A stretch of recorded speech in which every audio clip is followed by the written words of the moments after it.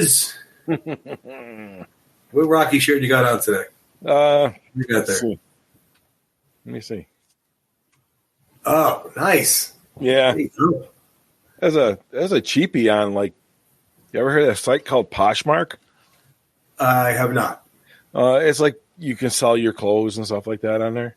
Oh, so it's like a secondhand. Okay, cool. Yeah. I'm like, oh, that's a must-have. For like $10. Yeah, and the thing's like brand new. Like awesome. I got to check it out now. See what else is on there. Yeah, they got all kinds of Rocky stuff, especially like I'm not plugging it, but you can sell your stuff on there too if you want. If you have clothes or whatever. But they got your football teams, your baseball teams, basketball team. They got all kinds of stuff. Oh, really? I got to check it out. I didn't know about that. Yeah, it's and some stuff is they got it way overpriced. But then right. I just type in like Rocky Balboa, and like if you look at or like if I was looking for a Jets jersey or Orioles, you type it in and you'll see. You can usually find it for a lot better price than what you're going to pay. Right, pay brand new. And it's usually awesome. Got that wear-in look to it, so it's like. Yeah. No, that's cool. I also noticed. See, I don't have the luxury of having a new background to my set every other episode. I move a lot. I love the clock. Look at that. Oh, thank you. That's awesome. I made that. There it is. It's so hard, isn't it? When you try to wait, it's over here. I know. Last time. Yeah, I think the batteries. It lights up. I think the batteries are. That is so cool. Yeah. I have something else I'm kind of in the works on. I'm not going to, it's for me. Yeah. And it might go under the clock. There it is. Okay. Jeez. I feel like in a house of mirrors, You're thinking, okay, it's not that side. It's that side. What's in, we're not going to pick apart your room. Sorry, but what's the framed items underneath that shelf?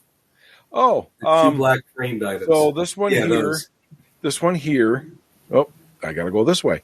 Well, that's okay. I don't want to. No. That's fine. That's fine. My thing. Oh, I can see what the one is. Okay. Yeah, this one is. Jesus. Use your left hand. I know, right? Is this what dyslexic is like? I don't know. This is awful, it must Tony. be. It's horrible. This is terrible. I feel so bad for those people. The one is Take Me Back, which is the one. I hate to do this. This one. Okay. Take Me Back, and that's got Mick and Adrian, Rocky, Apollo, and Paulie. Yeah, I see that. And those were the figures that I used or based my chess set off of. Oh, okay. Okay. Very nice. And this one over here, I'm getting better at this, is Rocky Through the Ages in his different trunks. Oh, okay. Okay. So, and then there's Rocky 5 up in there. And that's kind of like where I did the different Rockies, right? And they're different in his different years, starting with Spider, then his first fight with Apollo, second fight, and so on and so forth. And I think I sent you one. Yeah, I have. I actually do have one. If you don't mind me getting up, there it is. Oh, we got the phone call here. Yes, again. That's the one you gave me. Yeah. How cool Rocky that is. 2. There it is, Rocky 2. Rocky 2, yeah. So that was my inspiration for my 3D statues that I made.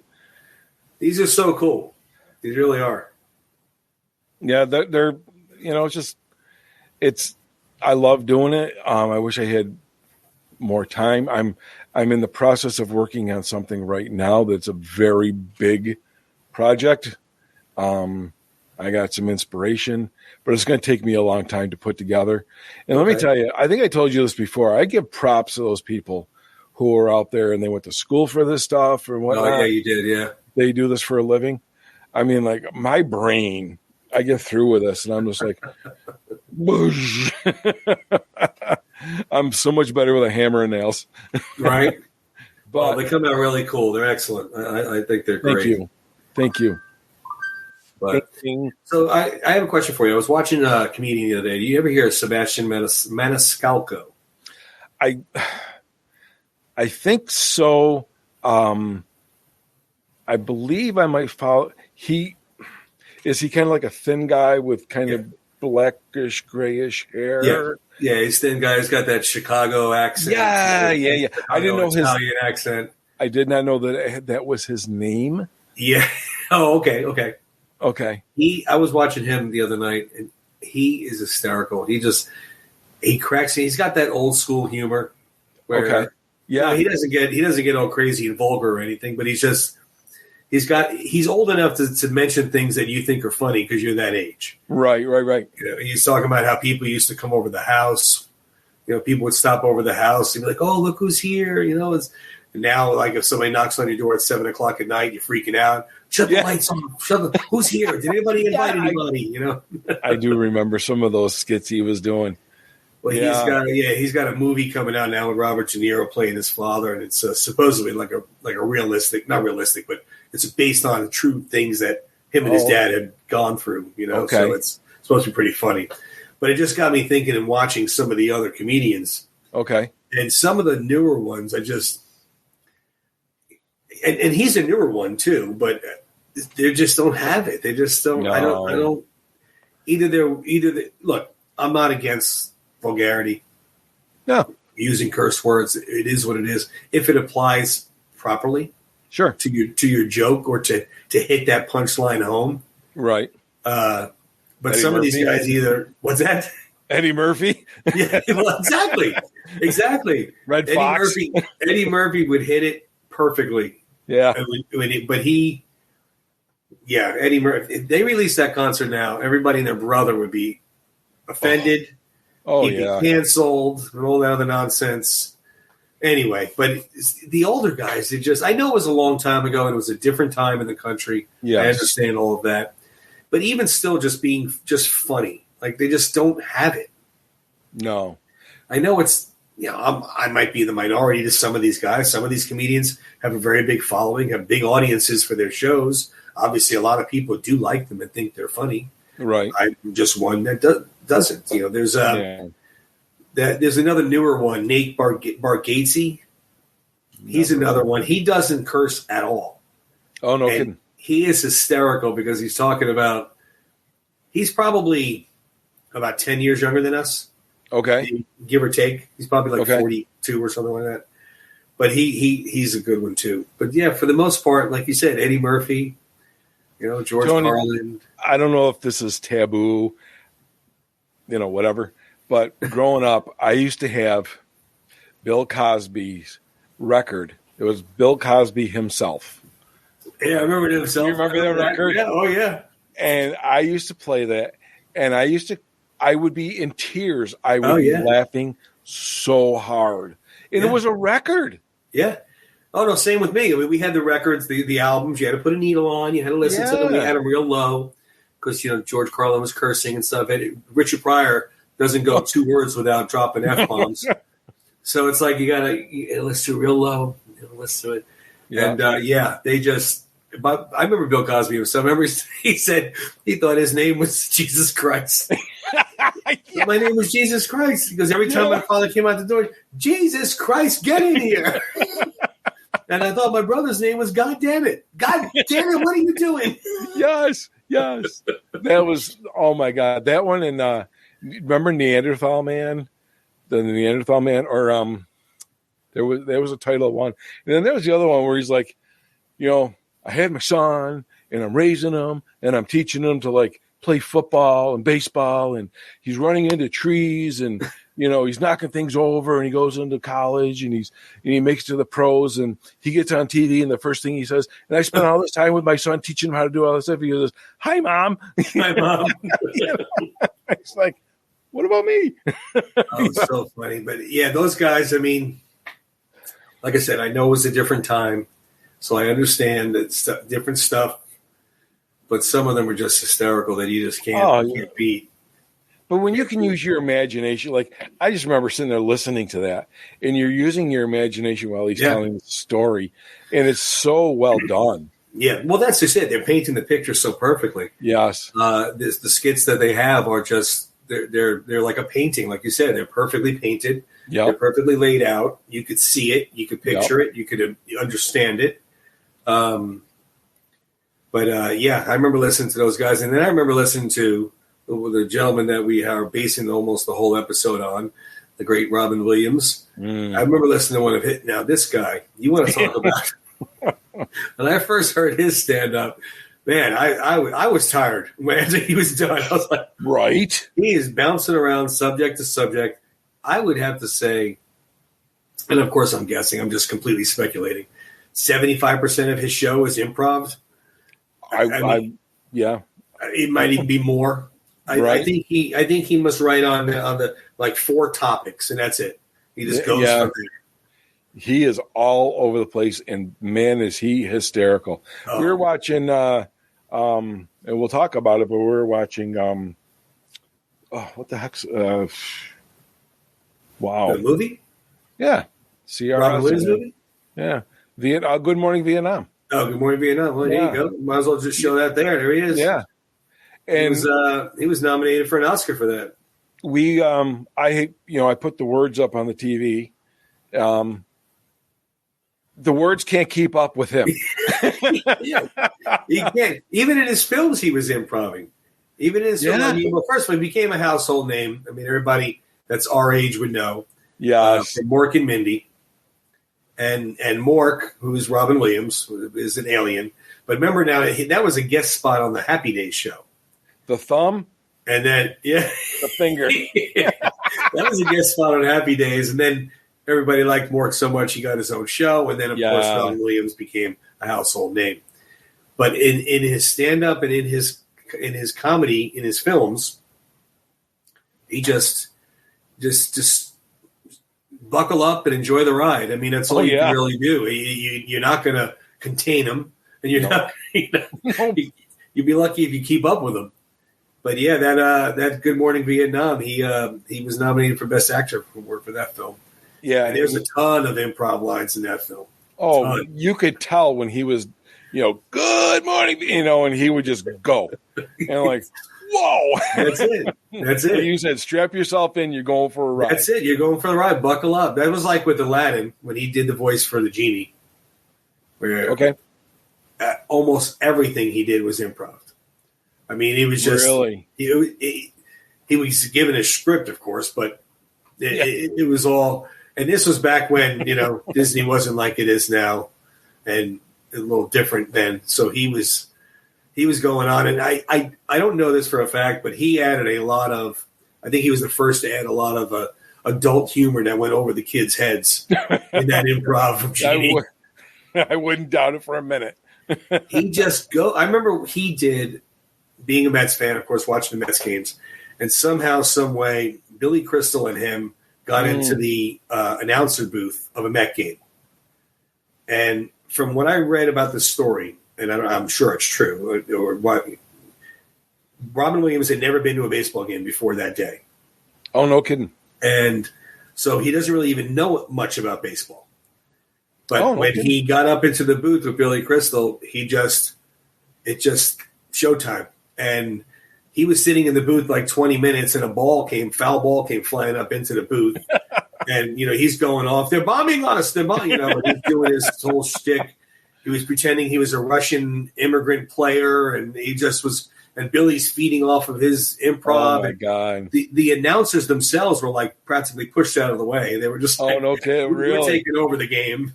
He says he is just he was an amazing, hysterical man, and he had so many improv lines and one-liners, and he was nominated for, Academy Award like 4 times: Best Actor, Dead Poets Society; Best Actor, Good Morning Vietnam; Best Actor, The Fisher King; one Best Supporting Actor for Good Will Hunting. So we'll show that up there right now.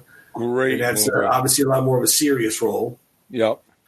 He wasn't so serious when he was accepting the Oscar, which is good. Right. But the movies that he had, there are people out there that would like to have one of these hits. Oh, Yeah. Never mind 10 or 20 of them. Like you said, Good Morning Vietnam, Dead Poets Society, Awakenings. Remember, did you see Awakenings? When I found out, when we talked, we were going to be doing Robin Williams. So we started watching some Robin Williams, and that was one of the ones we did watch was Awakenings with De Niro. Wow. Yeah. Just wow. And that's the funny part. He makes you laugh so hard, but it's amazing on how good of a dramatic and emotional actor he can be. Yes. What a shame. Who Yeah, I mean, it's not like we're telling the ending to a movie people don't know. I mean, it is so sad. He was one of the few actors that, when I found out, it really upset me. It really bothered me. Yeah. He was just so young and so full of life, and it's just horrible. It truly is. And like you said, the way he could he just put himself in that role of the doctor, and I can't remember the doctor's name, but and that was based on a true story as well. Dr. Malcolm, right? Dr. Malcolm. Something like that. Something, but every word coming out of his mouth you could believe. It was like he was the guy. It's just he was it, and he just made you believe. He was that good. Yeah. Well, they say, and of course, you and I don't know this. I mean, but they say if you could do comedy, you can do any form of acting because all it is a different emotion. Okay. And if you're good at comedy, making people laugh is a hard emotion to make happen. Oh, okay. I don't know how much truth there is to that. But like I said, that's what I read somewhere one time. Okay. I could kind of understand it. I mean, but in the same respect, he did both. He did. I remember the first dramatic role that I saw him in. I was almost like a Tom Hanks type of thing, where I'm like, "Wait, he's the funny guy. What is he doing playing a serious role?" Right. But he did, and he could. Yeah, and he was so good in Good Will Hunting. Oh, that's a great, and that's another film too with the improv. Now, it wasn't the comedic improv, but the last line in that film when he tells Matt Damon's character, that was improv. The last. Do you remember the line? It was something like something about the girl. Something about it was. Oh, I forget how it was put. Let's see if we can find our Google friend. I do recall something of that because his wife had passed on, and yeah. The final line of the movie is "Son of a bitch, he stole my line," because they were talking about that. That was improv. No kidding. And supposedly, Matt Damon and the director were trying to figure out like what he should say, like what should we have him do. And of course, in Robin Williams fashion, he just goes and does what he wants. And when he said it, Damon and the director looked at each other and were like, that's it. And of course, he wins the Oscar for best supporting actor. That's a phenomenal movie. Oh, yeah. Of course, putting Matt Damon and Ben Affleck on the map. Well, did they write that? They wrote Yeah. Yeah, one of my favorite lines was with Damon, not Robin Williams, but it was a Damon. He's like, he knocks on the window and he's like, "Hey, you like apples?" What? You like apples? I got a number. How you like them apples? I like them apples. But yeah, he's that was like I said, when he did a serious role. I mean, after he did the first serious role, you could kind of, okay, he's got this, and you kind of weren't shocked at it anymore. No. But of course, his comedy roles, and probably one of the ones he's best known for, like Mrs. Doubtfire. Right. He, that movie's got, the whole beginning too. Remember when he was interviewing he was pretending to be the dinosaur. He was voiceover for the dinosaur, and he was messing around. Oh yeah, pretending to be James Brown and stuff, and that was all improv. That wasn't scripted. No, just amazing. But he had that. He had, like I said, Aladdin. He watched that movie again, knowing you could see him. He's probably just sweating, going to town, doing his voices and doing his faces and stuff. He pretends to be James Bond in one. It's like he's just all over the place. You remember watching him like on HBO and stuff like that back in the day, and he would sweat profusely. He was just, I mean, the man was just, the Energizing Bunny had nothing on him. No, when he went on talk shows, everybody was okay. But let's be careful now. Where's Robin going to go? You didn't know. He would just get up out of his seat and dance or do this or go up to an audience member. He was just, you would think he was crazy. If it wasn't Robin Williams, you'd be like, what is with this guy? But right. And he was a very good impersonator, which he did on Good Morning Vietnam, with Walter Cronkite and, so many other famous people he was doing, and like, wow. Yeah. No, he had so much talent. So much talent. I mean, he has a career, like I said, 1980 was Popeye. That's the first movie he did. And last movie he did was Night at the Museum, Secret of the Tomb, which was released right after he died. Oh, no. But that's 2014. 1980 to 2014. Think about it. That's 34 years of film. Like I said, he passed in 14. What's that? When did he pass? Well, it said the movie was released after he passed. So I'm assuming he died in 2013. Let's see what we got. It has been that long? It might be. Wow. It seems like it was just yesterday. It was 2014 itself. 2014. So almost 10 years ago. Okay. Boy, that seems like it just happened yesterday. Yeah, like I said, that was one of the few. Like when I heard, I was like literally upset. I was like, what do you mean he's dead? Like, what? I don't understand. Yeah, well, he had a lot of problems in his younger years with dependencies, right? Yeah.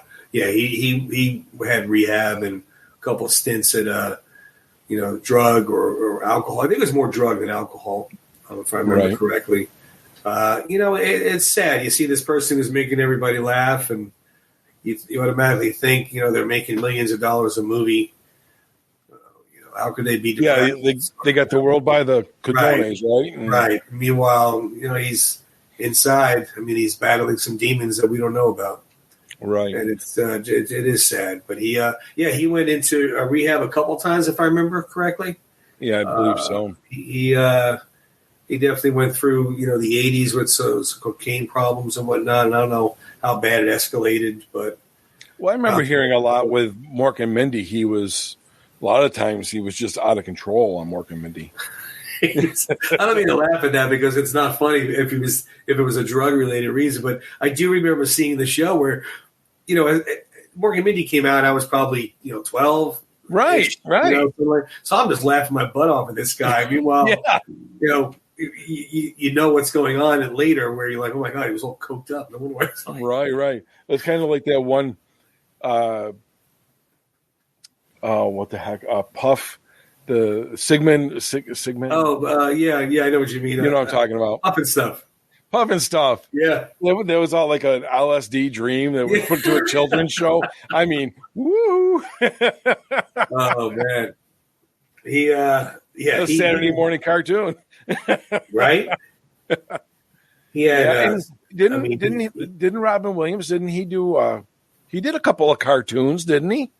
Well, he did Aladdin, as we know. I mean, TV cartoons? Yeah, I thought he did. Didn't they do a cartoon with him in it? Let's see. I'm not sure. Television. Let's see here. So, of course, he had, like we said, Happy Days, Mork and Mindy. Wasn't there a Mork and Mindy cartoon at one time? I know there was a Laverne and Shirley in the Happy Days. Let's see. He had Fairy Tale Theater. He was the Frog Prince. You're right. It was Mork and Mindy, Laverne and Shirley, Fonz, Hour. Yes. He did the voice of Mork, obviously. Yes. That was 82 to 83. Yep. And then, so that was it. Because after that, then he just did, like he hosted the Academy Awards in 86, hosted Saturday Night Live a handful of times. He went on Sesame Street. He went on Sesame Street like every year for 10 years. No kidding. Yeah, 90 to 2010. Well, actually, it's 20 years. What am I saying? How do you contain him on Sesame Street? Robin, it's kids. Tie him down. Oh man. Then he went on just other TV shows and whatnot. He played he actually played himself as a cartoon on SpongeBob SquarePants. Oh, no kidding. Yeah, in 2009. Okay, I never watched that, but yeah, I didn't either. But he had some darker movies. I'm drawing the one where he played was a 1 hour photo or something like that. There was one that was 1 hour photo where he was I forget if he was like an actual killer or he was just a stalker, but I do remember seeing that 1 hour photo. Let's see what we got here. Yeah, he was a photo tech whose unhealthy obsession with a family. So he was like a stalker in that one.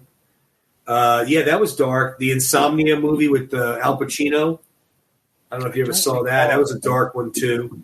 I don't recall that one. Yeah, he was. It was. There was another movie called What Dreams May Come. Yeah, I do. I did watch that. I'm drawing a blank on it at the moment. Yeah, that's the one where his wife was a painter, and she got killed in a car accident, and he kind of was drifting back and forth of death, and it was pretty dark. Yeah, it was pretty dark. I kind of remember that. I did watch it, but it was a long time ago. And then, remember the movie Flubber? He did Flubber. Oh, yeah. The little green jelly guy. Yep. That was funny. Patch Adams. Did you see Patch Adams? No, there was actually a toss-up. I was like, okay, are we going to watch Good Morning Vietnam, Patch Adams, or Awakenings? Oh, okay. You can't go wrong, so No, I know, right? There, yeah. No, Patch Adams was so good. It had humor and drama intertwined in that film. So, have you ever seen it? I have, a long time ago. Okay. Was that one based on a true story as well? Yes, it was based on a real doctor. Yeah. But they had, then he had one. I didn't see this one, Death to Smoochie. No. Where he plays like some kind of like a kid's TV show character, like a Barney. Oh. But it's like I don't know. I never saw it. That's why I was asking if you saw it. No. Oh man, what else? You got everyone's hero, man of the year. Oh, remember he was the voice in Happy Feet? Did you ever see that movie with the penguins? Oh, probably. It's a cartoon. Yeah, probably when my kids were little. Yeah, same here. That's when I saw it too, when the kids were little. Did he do RV? He did. He did. I didn't see that. Yeah, they were going on a family trip and they called the RV the Big Rolling Turd or something like that. Well, yeah, they went from Los Angeles to the Colorado Rockies. Yeah, it was kind of like a Griswold's vacation. Jeff Daniels. Yeah. It was a Griswold type thing. Yeah. I didn't see that one. No, I didn't see that one. That was pretty good. And then he did, the Night at the Museum ones where he played Theodore Roosevelt. I do remember those. I haven't seen them all. Yeah. That's probably something good to – we're always looking for something to watch, I think there's 3 of them. I'm not 100% sure on that. There might be 2. But he had – there's just so many films that he did. My goodness, you could just go back and forth. And, like you said, just pick out one. Jack. Did you see Jack? Was that Jack? He had the aging disease. Oh, God, I don't remember that. Bill Cosby's in that, actually. Is he really? Yeah, he plays his teacher or a guidance counselor or something. Oh, my God, I'll have to watch that. He's a grown man, like he looks. Big, hairy arm, Robin Williams, but he's really 10 years old. Is he not the hairiest guy you've ever seen? The hairiest arms I ever saw. I'm like, dude, you need to bow right. But he's Robin Williams, but he's 10 or 12 years old. Okay. Something like that. And then you follow him through. It's like the Sandlot where the little boys are in a tree house and they're, all the kids are there and they're making fun of farts and stuff. But he's 10 in his head. He's mentally, not physically 10. It's a fantastic movie. Okay, fantastic. Maybe we'll watch that tonight then because, you're trying to watch, you're trying to think, you're like, what do you want to watch? I don't know. What do you want to watch? And you're sitting there hitting the button. Oh, it's a fantastic movie. Got a couple little, tearjerker scenes in it, but it's so good. Bill Cosby plays his counselor or something along those lines, and it's like one of the few people that he talks to. Oh no, because he's a huge kid, and everybody else is a little boy. So it's pretty funny. Wow. Yeah, what's that? I was gonna say, I just remember him coming out, with the Mork and Mindy, and he had the suit on backwards, so she thought he was a reverend. You know what I mean? I know. Look how young he is. Like, you put that back up there. Look how young he is for Mork. I mean, my God, crazy. Look how young he is there. I mean, that Mork and Mindy was the 70s. So much talent. Oh, God, so much talent. His comedy hours or comedy stand-ups. Yeah, Mork and Mindy was 78 to 82. But his stand-up routines, oh my God, they're so funny. And didn't he do was it Live Aid or something like that? Oh, they did. It was him and Billy Crystal and Whoopi Goldberg. Yeah. They did Comic Relief. Comic Relief, thank you. Yeah. They did that for HBO, and it was supposed to be for, I think it was Homeless or whatever. I forget what the topic was. And they had a whole bunch of different stuff. But it was, like you said, how do you reel in Robin Williams? You don't. Yeah. And that was probably about the time you said that Crystal and Williams went to the Mets game about that, Probably something like that, yeah, because he was, I know they were younger, a lot younger. Yeah. That probably was around that same time. And so that was, mid-'80s? Yeah. Something along those lines. Because I was thinking that he did a guest spot, him and Billy Crystal did a guest spot on the TV show Friends, which was... Oh, they did? Yeah, Robin Williams was just like off the cuff on that one, too. If you ever get a chance to watch just that one episode, I know you don't watch Friends, but if you ever get a chance, he is like. No, I'm telling you, go on YouTube, just type in Robin Williams live, and just pick a concert, and his stand up. It will have you rolling on the floor, but not only because he's so damn funny, just in general, but to hear his observation on some things is even funnier. But then where he goes with it all. I mean, he'll start here, go here, go here. It's just, he's all over the board. Yeah. He's everywhere. He talks about, he'll talk about religion. He'll talk about, he was one of a kind. He really was. I know that's a cliche statement to make when somebody's not around anymore, but he really was. He was one of a kind. I don't know if we'll see another like him as far as a rounded amount of talent that he had. And like I said, it's a shame. It's a shame we lost him so early because 2014, I'd have to look up to see how old he was. I don't recall, but he was born in 1951. So he was way too young, 63 years old. Oh, God. Well, yeah. 63. It's sad when that happened. It really was. Awful. But, because, you think about it. These guys now that are working, they're 75, 80 years old, and they're still. Harrison Ford just made Indiana Jones. Yeah. Sly was doing things 75 years old, 77 years old. So for him to work another 10, 15 years would have been nothing. Right. Look at Eastwood. Yeah. Was he 90? Yeah, I'm going to say, the man is in his 90s. He's still directing and acting. Unbelievable. Unbelievable, these guys, and women as well, it's crazy. These older actors / comedians, there's a handful coming through now to maybe take place of the ones that will eventually move on. Lose, yeah, that we're going to lose eventually, but coming up to the ranks, you don't hear of them, at least I don't. Right. Like you used to, like the Sam Kinnisons, the George Carlins, Dr. Dirty. You remember him? Oh, my God. George Carlin was another one I would listen to in the basement really low. Yeah. The seven word pure filth. Oh, my God. 7 words you can't say on television. I remember that. Yeah. And now, it's a little different now, but I remember really low. You think about those Rodney Dangerfield, Oh.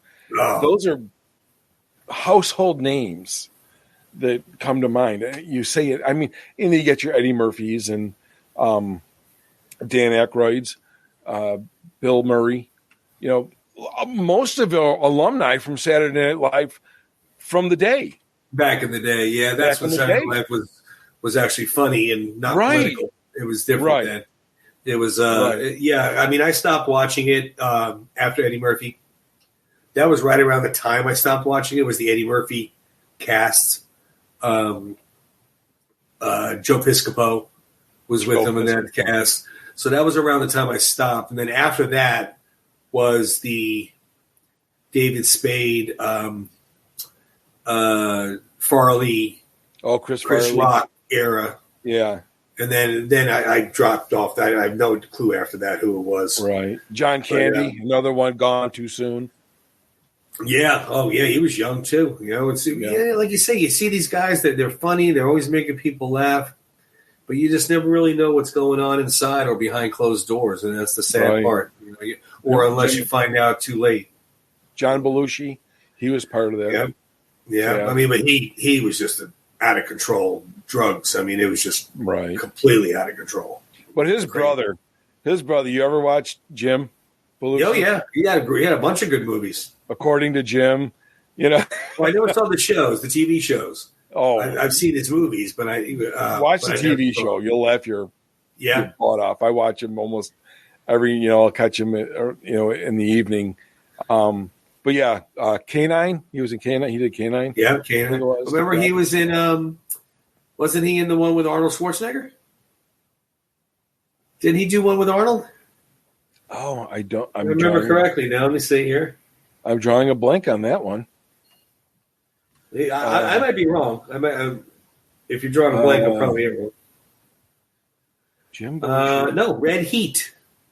Red Heat, 1988, a buddy cop action comedy. Yes. Oh my God, I haven't seen that in like forever. I know. I knew he did. But he was a Russian cop. Yeah, Schwarzenegger. But these are, I mean, the cream of the crop. Your David Spades, your Adam Sandlers are the names of now. Coming through. But what's other than the guy you said to begin, and Sebastian? Yeah. Kevin James is another one, but I just can't. I don't know. Yeah, I mean, but also too, you almost have to look at it like the time that they did break out. These guys, Robin Williams and Billy Crystal, and those guys. There was a lot less to break out from. Okay, I mean, there wasn't many. Think about it. There wasn't many comedians doing stand up that really made. Did you see who so and so? So it was, Richard Pryor and those guys. They were in a very, I don't want to say small field, but a lot less of a competition, maybe, is lack of a better term. Right. Do you remember Richard Pryor with Gene Wilder and Hear No Evil, See No Evil, Speak No Evil? Remember Silver Streak? Silver Streak. I mean, my God, Gene Wilder had old blackface on. Yeah. No way today, right? Oh, God. Blazing Saddles? Come on. This is when it was funny, people. You could laugh. Know, right? And that's nobody got all, extremely, they're little boxers in a tight wad. Everybody is so ready to just. I'm going to tell you something real quick. I wasn't going to even bring this up because I've been trying to put it out of my mind. But so yesterday being Memorial Day or whatever, whenever, I just, I quickly went on Instagram and I saw Sly's post, Happy Memorial Day to all those who have served. Right. So just below it, I'm like, I want to say something nice, and I just want to do it real quick and be done with it and get on with my day. So I just put on there something like, Happy Memorial Day, Dad, USAF and U.S. Army, and to all those who have served, That was it. Yeah. That was it. Someone hit me up and was like criticizing me on Instagram for my post saying, that's in November. I'm like, what's in November? Veterans Day. Oh, Veterans Day in November. I'm like, so big friggin' whoop. I said, yeah, it is, but I'm still proud of my pops. Well, not just that. I mean, Memorial Day is a reason to be thankful to the veterans. Right. This is I don't. Just looking for something just to. Okay, Karen, or whatever you want to call it. You should. Did you see Mike's post on his Instagram today, Yo Philly? The one where he was doing the impersonation when he first started? No. It was one that somebody rang a doorbell and they said, Are you at Boxer Man 123? Is that your handle? And the guy's like, yeah. He goes, and you said last week, how could, Canelo fall to a body shot like that? I would never. And he goes, yeah. And then this boxer comes out of this car and goes, bam, and hits him. And the guy falls down and he goes, you still feel like that? Okay. And walks away. That's how I feel about social media's comments. Everybody hides behind the almighty screen, and they're all tough guy keyboard people. Yeah. That's why I never even look at them. I don't answer them. I don't reply.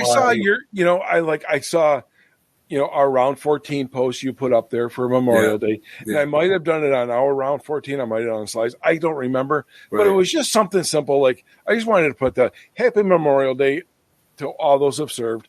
And my dad, who served. Sure. He was in the first Gulf War, Yeah. Hey, proud of him, just trying to throw some props out. People have a problem with everything. Those are the kind of people that would complain they had to pay taxes after they won the lottery. So whatever. I'm just like, whatever. Why is this bothering me? It should mean nothing. But I'm like, why do you have to be that way? Yeah. Life is too short for such nonsense. Exactly. Well, perfect example. Look at Robin Williams. We would have thought we had 10, 15 years more of comedies and laughing and movies and stand-up. And unfortunately we didn't. It was cut short, granted by his own doing. So, I know a lot of people might have a problem with that because he did it himself. But like I said, he had a lot of demons he was fighting.